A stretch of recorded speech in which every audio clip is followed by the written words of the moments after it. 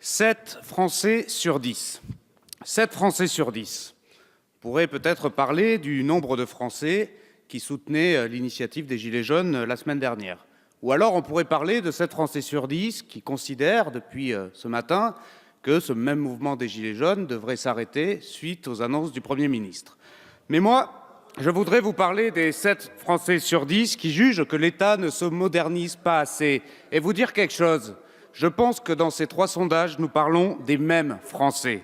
Ceux qui ont vu les horaires du bureau de poste se réduire peu à peu, ceux qui ont vu de moins en moins d'agents à l'accueil de la sous-préfecture, mais surtout ceux qui ont vu pendant des années leurs impôts augmenter et les services publics se dégrader.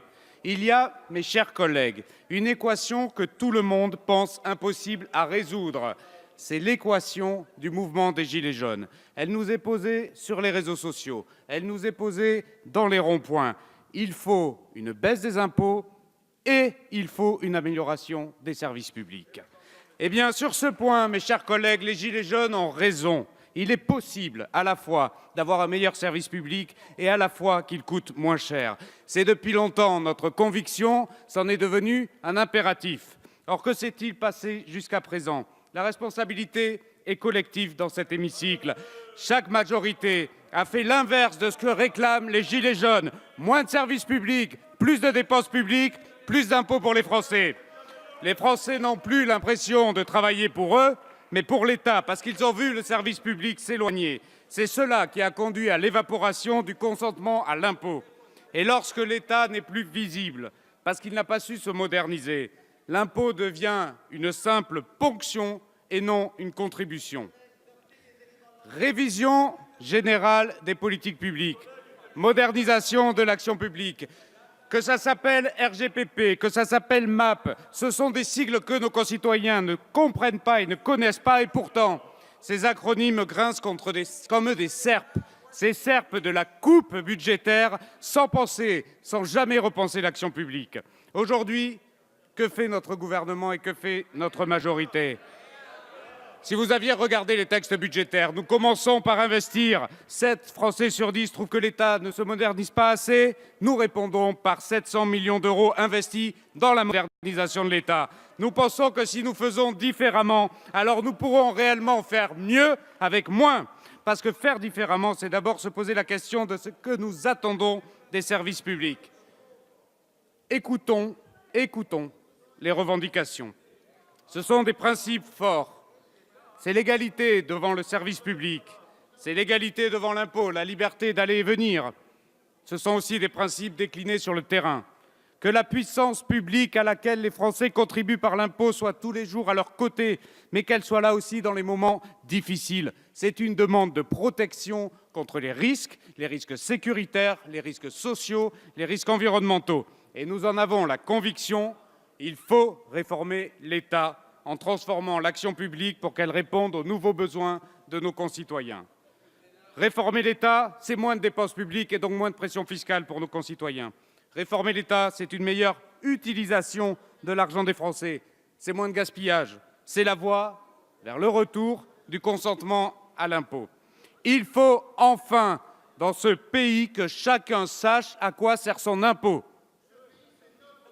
Réformer l'État, c'est enfin chercher l'efficacité. Je vais prendre l'exemple de la lutte contre la fraude. Grâce aux 700 millions d'euros investis, une partie d'entre eux, il y a à Bercy, et j'y suis allé lundi, un petit bureau dans lequel les agents font de la recherche informatique au service de l'intérêt général. Mais ça ne vous intéresse peut-être pas, mes chers collègues, mais ces personnes-là, ces fonctionnaires-là, traquent les gros fraudeurs de façon plus efficace et de façon moins chère. Et nous pouvons être fiers que les impôts de nos concitoyens financent ce service pour plus de justice fiscale. Alors, je vous pose la question, comment réussir cette transformation? Eh bien, d'abord avec une idée révolutionnaire.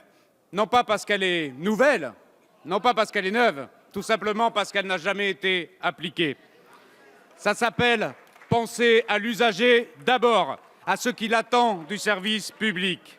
Nous entendons la demande de justice, de plus d'équité, qui est criée sur tous les ronds-points de France. La force sans la justice, elle est tyrannique, disait Pascal. La demande des Gilets jaunes, c'est un État confiant, compréhensif et bienveillant. La bienveillance, elle est au cœur de notre projet politique, elle est au cœur de la réforme de l'État. Et nous le démontrons dans cet hémicycle depuis 18 mois. Parlons concret. J'ai la conviction que si le droit à l'erreur n'existait pas déjà, il serait parmi les revendications des Gilets jaunes. Et vous savez quoi? Ils auraient raison, parce que l'administration ne doit pas traquer, elle doit accompagner les citoyens. Et c'est ce que nous avons mis en place. Nous entendons aussi la demande d'égalité. Là encore, l'État se transforme pour y répondre. Un service public égal, c'est un service public qui fait plus pour ceux qui en ont plus besoin. Et ceux qui en ont le plus besoin, ce sont malheureusement d'abord ceux, parce qu'ils sont en rupture, assignés à résidence, et parce que la mobilité sociale n'est pour eux qu'une chimère, ne savent pas assez que le service public peut les aider. L'accès aux droits doit être une priorité. Parlons encore concret. Le site mesaides.gouv permet à chacun de calculer ce à quoi il a droit.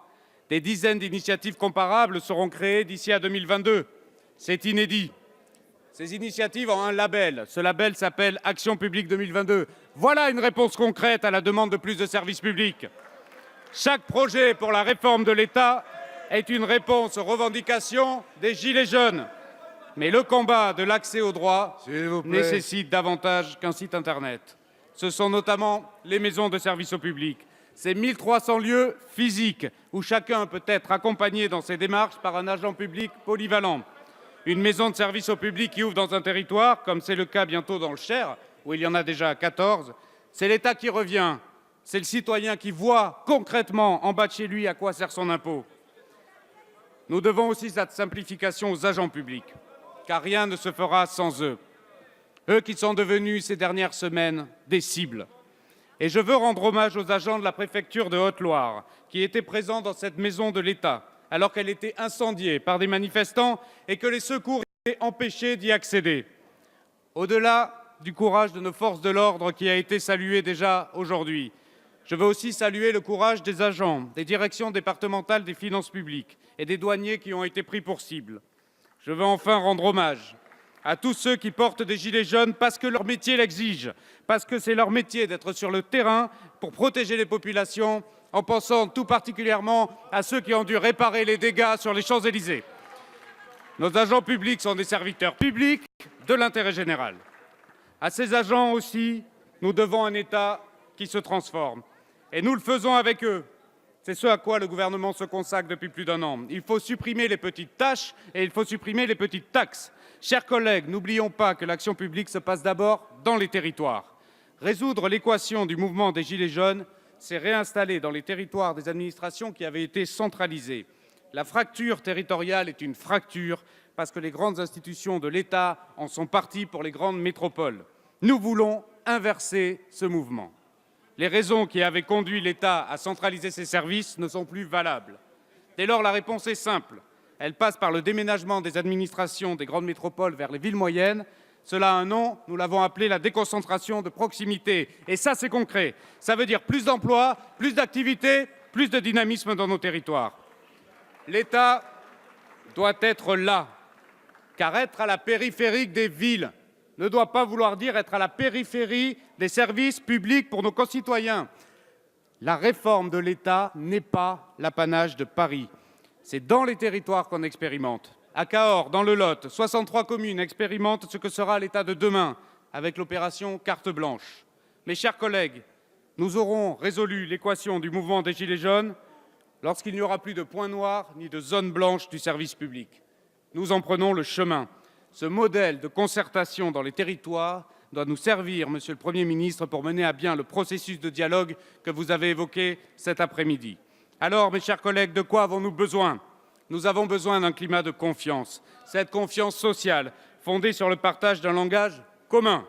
Dans cet hémicycle, nous représentons la nation. Il nous faut veiller à garder le même langage que ceux que nous représentons. Alors, quelle est notre réponse? La démocratie représentative. Alors oui, ce sera long, plusieurs mois de concertation. Oui, ce sera difficile. C'est un travail de dialogue et de délibération. Mais nous avons en somme un seul objectif, celui que lorsque l'on paie ses impôts, chacun retrouve la conviction qu'il le fait pour l'intérêt général, pas pour une structure froide et dépensière. L'État est au service de tout. Pour le rester, il doit se réformer. Un État moderne, c'est moins de dépenses, moins d'impôts pour nos concitoyens C'est dans ces termes que sera résolue l'équation du mouvement des Merci. Gilets jaunes. Je vous Merci, remercie. chers collègues.